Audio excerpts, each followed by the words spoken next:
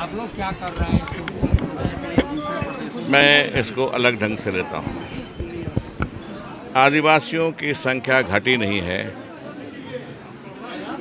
बाहर से लोग ज़्यादा आए हैं, बस गए हैं और आदिवासियों की संख्या के अनुपात को कम कर दिए। अगर आप अकेले अकेले देखिएगा जनसंख्या को, तो आदिवासी की संख्या अन्य लोगों की तरह बढ़ी है, यहाँ भी बढ़ी है, घटी नहीं है। लेकिन अनुपात कम हो गया है इसलिए कि बाहर से लोग आते जा रहे हैं, बसते जा रहे हैं, तो अनुपात कम हो गया है। मैं ऐसा देखता हूँ इसको। आगे बोलो। ये 2 सालों में क्या कुछ आप कर पाए हैं सर?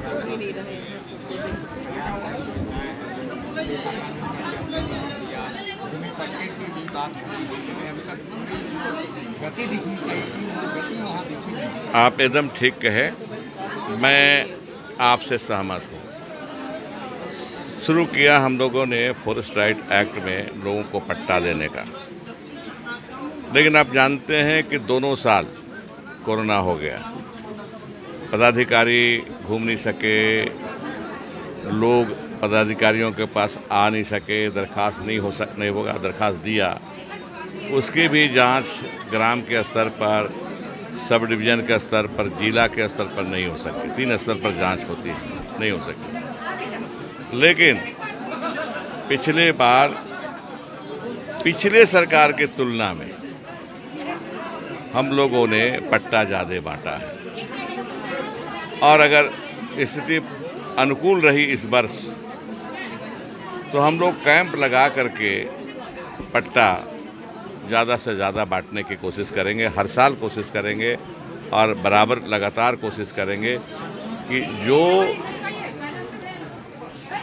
वन भूमि में काबिज हैं 25 साल से, 50 साल से, 75 साल से, उनको न्याय मिले और उनको पट्टा मिले। ये हमारी कोशिश, हमारी सरकार की रहेगी। बाकी आप जानते हैं कि यहाँ के लोग गरीब हैं। गरीबी दूर करने के लिए हमारी सरकार सतत प्रयत्नरत है। अब देख लीजिए की तुलना में इस वर्ष हमने वृद्धा पेंशन 3,65,000 बढ़ाया है। अगले वर्ष भी बढ़ाएंगे संख्या को। सरकार की मंशा ये है कि इस 5 साल के अंदर हम यूनिवर्सल कर लें, मतलब सर्वव्यापी, सभी जितने गरीब लोग हैं, जितने पात्र एलिजिबल कहेंगे उसको, पात्र हैं पेंशन के, वृद्धा पेंशन के, सबको पेंशन देने की कोशिश करेंगे 1,000 रुपये महीना के तहत। उसी तरह यहाँ बराबर हंगामा होता रहता था, भूख से मरने की, भूख से रहने की या भूख से मरने की।